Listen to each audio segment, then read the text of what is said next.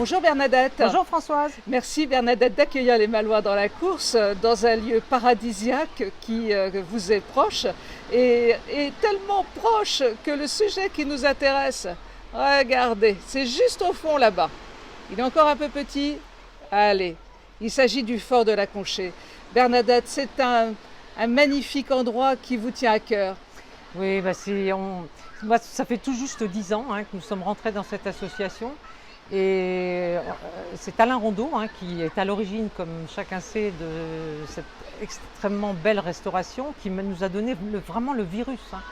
Quand on est arrivé sur Saint-Malo, c'était une évidence pour nous de coopérer à la restauration de cet édifice qui, pour nous, et bon, alors là, vous allez peut-être considérer qu'on est un peu chauvin, mais fait partie des plus beaux, les plus belles réalisations de Vauban. C'est une des merveilles de la chrétienté, paraît-il. Oui, oui. Et c'est vrai, les architectes sont tous d'accord pour dire que vraiment c'est un chef-d'œuvre de Vauban. Depuis Alain Rondeau et depuis 1988, si mes souvenirs sont bons, depuis Alain Rondeau, vous avez donc pris la suite avec une équipe de combien de personnes autour de vous? Alors nous sommes 19 membres actuellement qui œuvront pour cette restauration.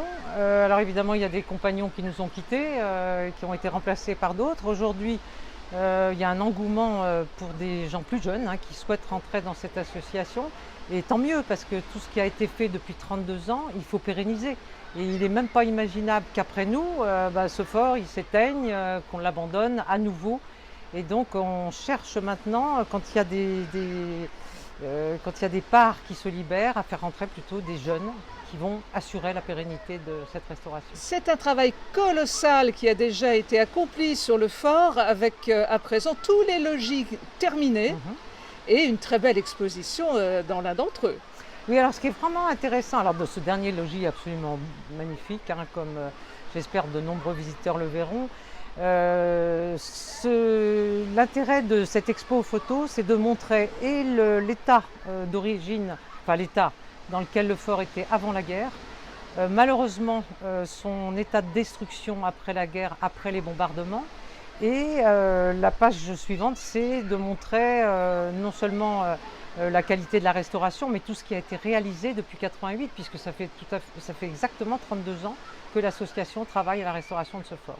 Alors, il est vrai que faire une restauration sur le fort de la Conchée, ça n'est pas quelque chose de simple et on voit quand c'est possible des matériaux qui arrivent carrément par hélicoptère. Oui, alors le moyen, alors ça surprend toujours beaucoup de monde de savoir que l'héliportage est le moyen le plus économique d'approvisionner le fort, le plus rationnel et le plus économique. Donc ce qui explique qu'on a des années blanches, comme cette année. Et en fait, il s'avère que vu le contexte, c'était un très bon choix, même si on ne l'a pas vraiment choisi. On a fait une interruption de travaux dans la mesure où il faut optimiser les moyens hélicoptères et aussi les remises en état de chantier, échafaudage et tout ce qui l'approvisionnement.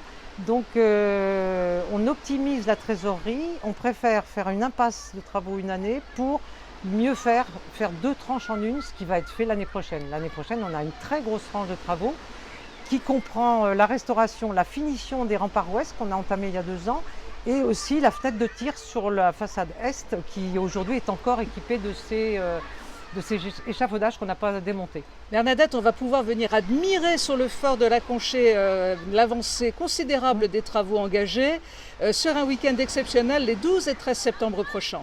Alors, pour pas qu'il y ait de confusion, 19 et 20, journée du patrimoine. Mais nous, on rentre dans les journées du cadre du patrimoine, bien sûr, comme on le fait tous les ans, sauf que les Marais ont décidé autrement. Ce fort ne serait accessible ce week-end-là que pendant 2 heures. Or, ça serait vraiment très frustrant pour les visiteurs de venir que pendant 2 heures. On pourrait accueillir très peu de monde.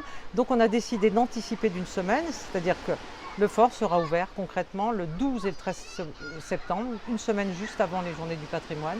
Et là, nous accueillerons les visiteurs à partir de 10h le matin jusqu'à 17h30, les samedis et le dimanche.